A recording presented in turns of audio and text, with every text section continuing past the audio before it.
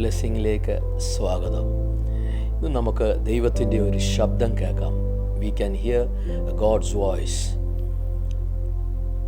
ഇന്ന് നമ്മൾ ചിന്തിക്കാൻ പോകുന്നത് മത്തായിയുടെ സുവിശേഷം 27 അതിൻ്റെ 22 23 വാക്യങ്ങളാണ്. പലപ്പോഴും തള്ളപ്പെട്ടവർ, അല്ലെങ്കിൽ പലരാലും നിന്ദിക്കപ്പെട്ടവരും പലരും കൈ വിട്ട് കളഞ്ഞവരുണ്ട്. ഇന്ന് അങ്ങനെയുള്ളവരെന്നെ കേൾക്കുന്നുണ്ടെങ്കിൽ ഈ ഒരു വചനം ശ്രദ്ധിച്ച് കേൾക്കണം.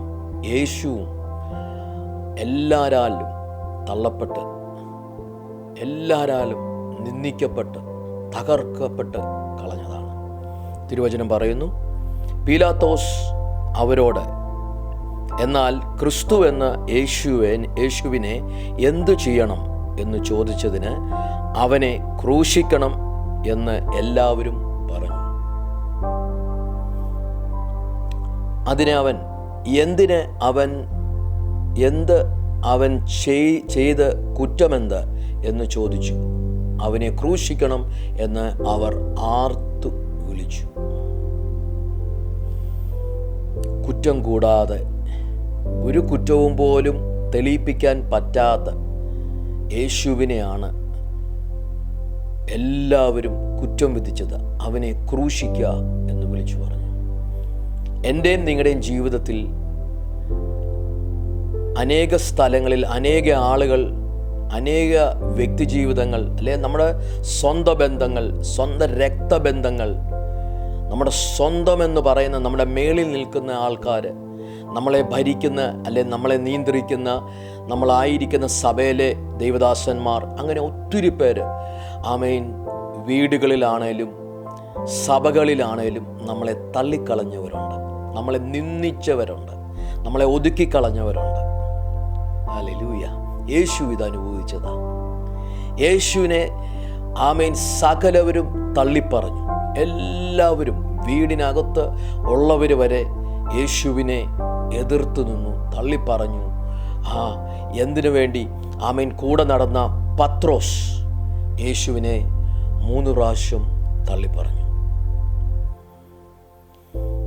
ആരുമില്ല, ഒറ്റയ്ക്ക് യേശു ആയിരുന്ന സമയങ്ങളുണ്ടായിരുന്നു. ഇന്ന് നമ്മളെ തള്ളിപ്പറയുന്ന, തകർത്ത് കളയുന്ന, ഇല്ലാതാക്കി കളയുന്ന, നിന്ദിക്കുന്ന പലയിടങ്ങൾ കണ്ടേക്കാം.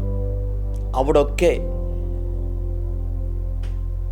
യേശു ആ ജീവിതത്തിൽ, നമ്മുടെ ജീവിതത്തിൽ അനുഭവിച്ചതെല്ലാം യേശു ഏറ്റെടുത്തതാണ്.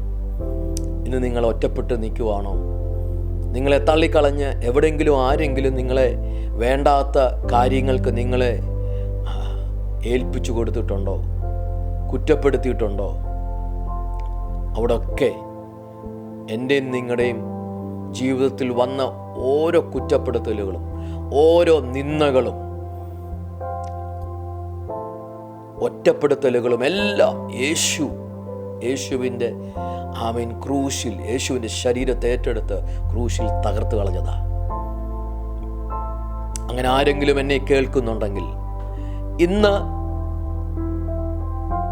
ഈ പകൽക്കാലം രാവിലെ സ്വർഗത്തിലെ ദൈവം നിങ്ങളെ തിരിച്ചു മടക്കിയെടുക്കുക, നിങ്ങളെ ഒറ്റപ്പെടത്തിൽ നിന്ന് വെളിയിൽ കൊണ്ടുവരിക, നിന്നയിൽ നിന്ന് നിങ്ങൾക്ക് ബഹുമാനം ദൈവം തരുന്നു.